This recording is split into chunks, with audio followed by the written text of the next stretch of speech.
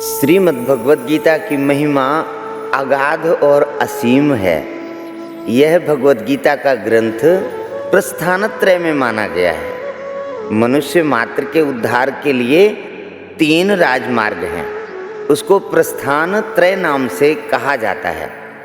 एक वैदिक प्रस्थान है जिसको उपनिषद कहते हैं, एक दार्शनिक प्रस्थान है जिसको ब्रह्म सूत्र कहते हैं, और एक स्मार्त प्रस्थान है जिसको भगवद गीता कहते हैं। उपनिषदों में मंत्र हैं, ब्रह्म सूत्र में सूत्र हैं और भगवद गीता में श्लोक हैं।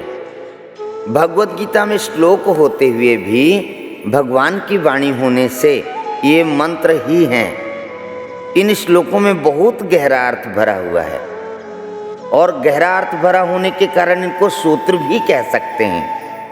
उपनिषद अधिकारी मनुष्यों के काम की चीज़ है और ब्रह्मसूत्र विद्वानों के काम की चीज़ है, परंतु भगवद गीता सभी के काम की चीज़ है। भगवद गीता एक बहुत ही अलौकिक और विचित्र ग्रंथ है।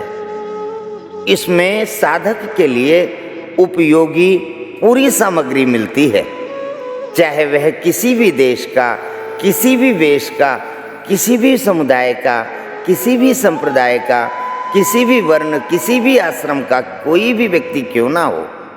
इसका कारण यह है कि इसमें किसी समुदाय विशेष की निंदा या प्रशंसा नहीं है, प्रत्युत वास्तविक तत्व का ही वर्णन है। वास्तविक तत्व जो परिवर्तनशील प्रकृति और प्रकृतिजन्य पदार्थों से सर्वथा अतीत और संपूर्ण देश, काल, वस्तु, व्यक्ति, परिस्थिति आदि में नित्य निरंतर एक रस, एक रूप रहने वाला है। जो मनुष्य जहाँ है और जैसा है, वास्तविक तत्व वहाँ वैसा ही पूर्ण रूप से विद्यमान है, परंतु परिवर्तनशील प्रकृतिजन्य वस्तु व्यक्तियों में राग द्वेष के कारण उसका अनुभव नहीं होता। सर्वथा राग द्वेष रहित होने के कारण भगवद गीता का उपदेश महान अलौकिक है। इस पर कई टीकाएं हो गई हैं और कई टीकाएं होती ही चली जा रही है।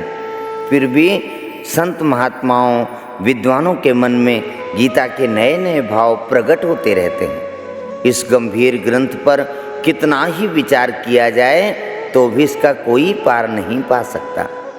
इसमें जैसे जैसे गहरे उतरते जाते हैं वैसे ही वैसे इसमें से गहरी बातें निकलती चली जाती हैं। जब एक अच्छे विद्वान पुरुष के भावों का भी जल्दी अंत नहीं होता, फिर जिनका नाम, रूप आदि यावन मात्र अनंत है, ऐसे कहे हुए वचनों में भरे हुए भावों का अंत आ ही कैसे सकता है।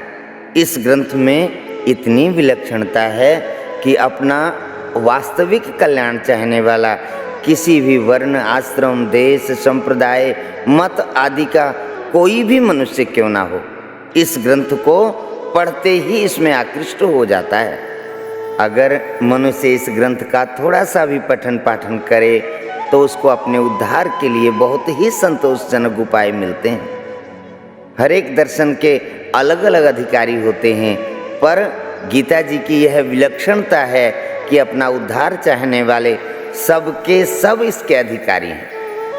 भगवद गीता में साधनों का वर्णन करने में, विस्तार पूर्वक समझाने में, एक एक साधन को कई बार कहने में संकोच नहीं किया गया है। फिर भी ग्रंथ का कलेवर नहीं बढ़ा है। ऐसा संक्षेप में विस्तार पूर्वक यथार्थ और पूरी बात बताने वाला कोई दूसरा ग्रंथ नहीं दिखता। अपने कल्याण की उत्कट अभिलाषा वाला मनुष्य हर एक परिस्थिति में परमात्म तत्व को प्राप्त कर सकता है। युद्ध जैसी परिस्थिति में भी अपना कल्याण कर सकता है। इस प्रकार व्यवहार मात्र में परमार्थ की कला गीता में सिखाई गई है। अतः इसके जोड़े का दूसरा कोई ग्रंथ देखने में नहीं आता। गीता एक प्रसादिक ग्रंथ है। इसका आश्रय लेकर पाठ करने मात्र से बड़े विचित्र, अलौकिक और शांतिदायक भाव स्फुरित होते हैं। इसका मन लगाकर पाठ करने मात्र से बड़ी शांति मिलती है।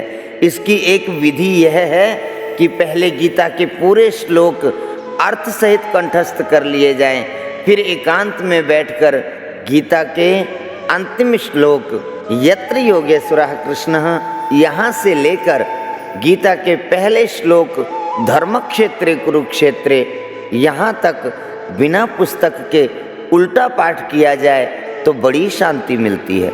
यदि प्रतिदिन पूरी गीता का एक या अनेक बार पाठ किया जाए तो इससे गीता के विशेष अर्थ स्फुरित होते हैं।